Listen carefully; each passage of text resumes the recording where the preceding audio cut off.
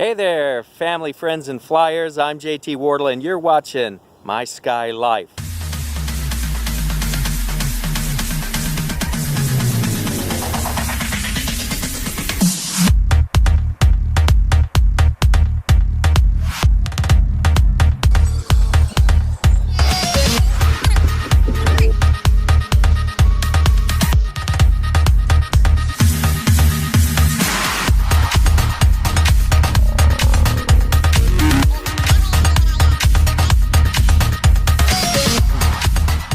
We're now going to get to the 2019 Arizona Flying Circus Story 2.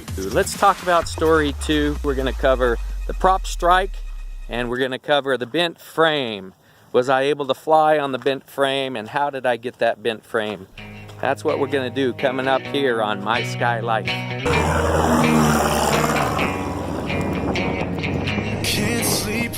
We are packing up and headed out of town. It's starting to snow here in Centerville, Utah. Gonna drive all the way down from Salt Lake City, 12 hours, get our way down, probably stop in Flagstaff overnight, and then finish up going to Motown Airport that's near Maricopa, Arizona. Okay, let's go. Woo, it's getting cold here. And you can see I've got my Paramotor all covered up with the blue tarp. I got my Mac Para and I got my Skywalk.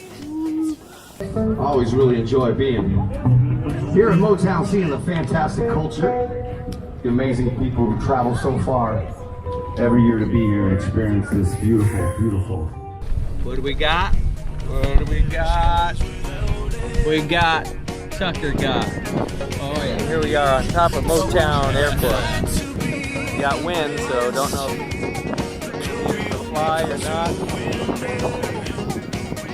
Shows maybe 13, 14 miles an hour, gusting up to maybe 20. Slippery roads, just kind of getting the snow drift across there. Yeah, it's miserable.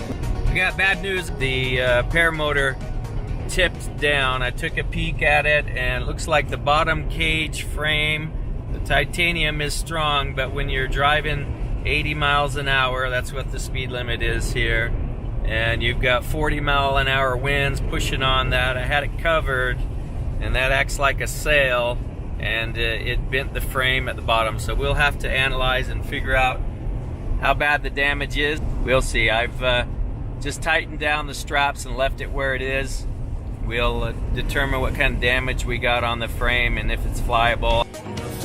Okay, I think we've outrun the storm. Got two choices: drive through a snowstorm going through Flagstaff, or come through Las Vegas and get, where are we going?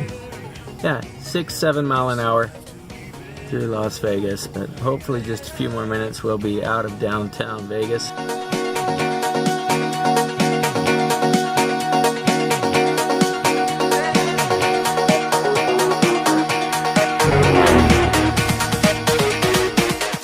Take a look under the tarp and see how bad the damage is. So she handled the tip over pretty good. So it tipped over on the prop. It had prop covers, but you know, I had a bed full of stuff here, and we did get no cracks, no breaks on the prop, which is good. Just got a couple little bit of scratches. I'll take a closer look at that, but the blade, trailing edge is good, leading edge is good. Those are just cosmetic scratches, I think. So both sides look good, the other side looked great. Glory only comes through the window. Guess you'll have to be better, better.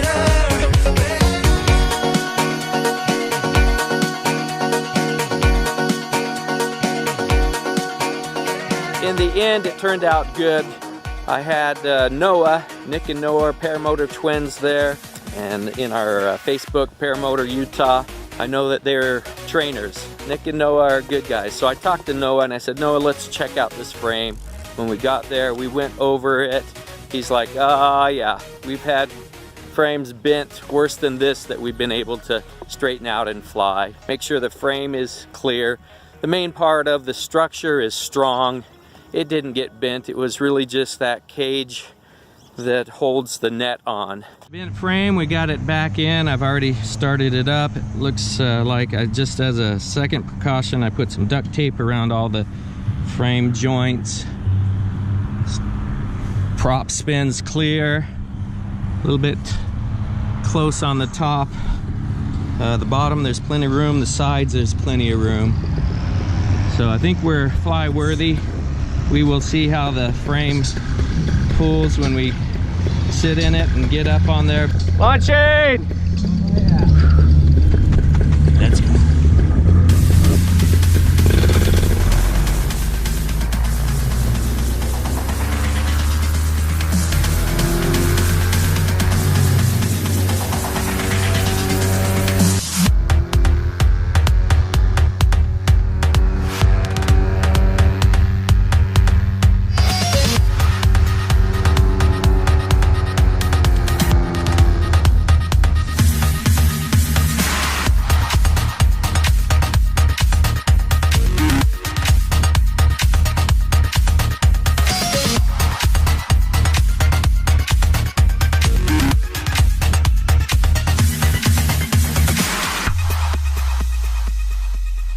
That's right, baby, we did it.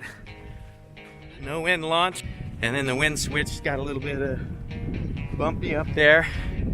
Came down and flew without any issues. Loving it, loving it. Nobody's up right now. Got a little bit of sleep. Yay! The frame is working good. I'm going in. There she is.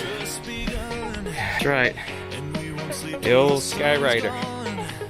She held up pretty good, even with the duct tape. Oh yeah. Engine is was just purring. It's just lovely, lovely.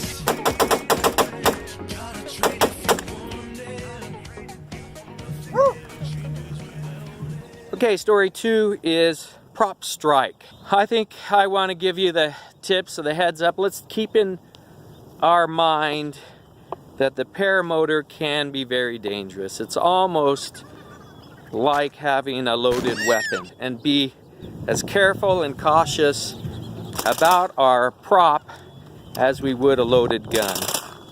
When you're starting the prop, I know there's a lot of people that are comfortable with starting it in the front, but there is opportunity there for that propeller to take off and force its way right at you, and you'll see what happens when that occurs. And it happens too often. Tent neighbors with Dan and Bonnie and Gabe, and Dan was gracious enough to tell us a story.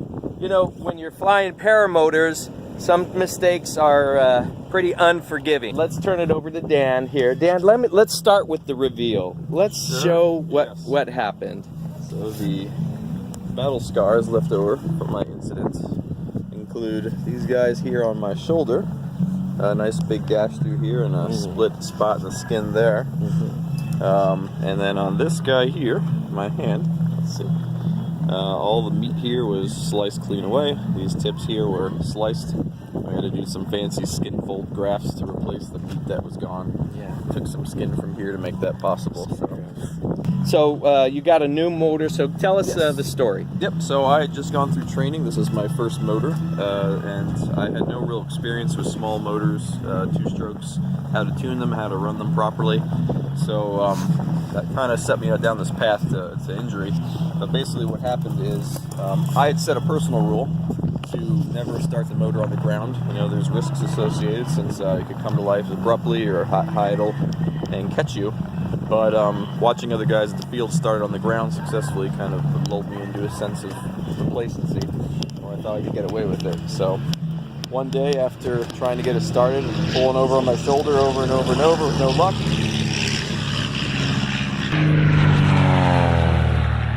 I eventually got kind of fed up and tired and a little frustrated, so I decided to put it on the ground and give it a go, trying to yank on a frontal start rather than on the back. Yes. So I took it off, and then, you know, in that case, that means now I'm no longer attached. So if it comes to life abruptly or anything, I have to defend myself. Essentially, it's going to come at me. So I can show you the process here. Then, basically, what happened. So this hand here was on the throttle, grabbing the frame of this section. I usually try to stick my fingers around the throttle so I don't accidentally push on it. I was holding the frame here, but ended up trying to hold it there. Gave it a few pulls. After 6 pulls or so, it wasn't coming to life. Gave it a squeeze of throttle, a few more pulls, still nothing. And at that point I was frustrated and tired, and I think I squeezed it probably much further after that, maybe even to full throttle. Pulled, still nothing, and I kind of mentally wasn't even thinking it was gonna go. I had kind of given up, even though I kept yanking. But all of a sudden it came to life abruptly and caught me off guard completely. So at that point I stuck my hand out to try to catch the frame. It was my intention to push it away from me since it was coming at me, but instead I just ended up getting my hands through the net and in the path of the prop. So the first smash around took off the meat on this middle finger, and sliced those 2 there. And at that point, I think I just recoiled. I didn't have the muscle memory yet to know to hit the kill switch. I basically just dropped everything and turned away to shield myself. But at that point, the net was ripped from that impact, and it came to rest on my shoulder like this, where you can see the shoulder, you know, is within range of that prop. So luckily that day it was kind of cold and I had a lot of layers on. And I think some of the inertia of the prop as it was spinning down on its clutch was dissipated into gashing through the coat at a couple spots. But then the final 2 passes was the slice here, and then the last one was this spot here, and actually split the skin open, and that's where it just came to a dead stop. So the whole arm was just super, you know, green. Did your black and blue fingers detach, or were they still on?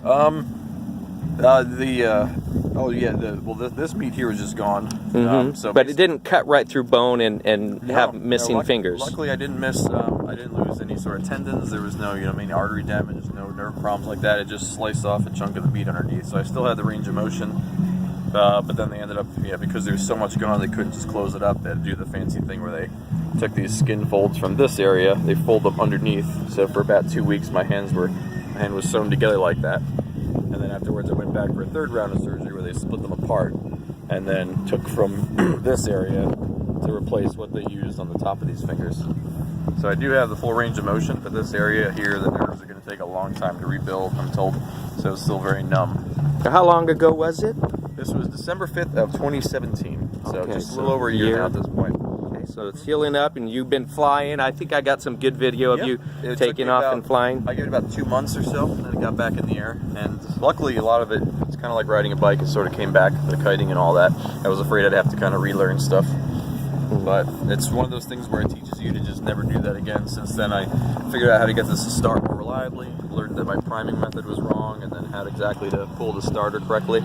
So once I got all those dialed in, I can now more reliably and safely start it on my back, which is where you probably should do it. Life lesson, really are lucky, right? Could have been worse. Oh yeah, absolutely.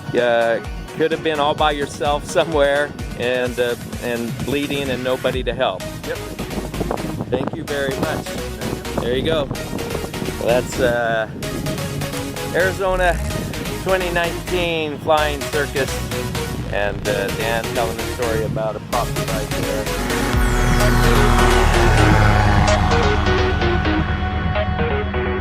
That is story 2 from the Arizona Flying Circus 2019. Hope you enjoyed that. I'm JT Wardle, old man of the sky, saying love, laugh, live. Hey folks, don't forget to hit the like button and subscribe. Watch for more videos this way. Also share this. Let's support the Paramotor powered paraglider community. What a great community we've got here. We've got some really fun and experienced flyers, and there's nothing like flying up in the sky.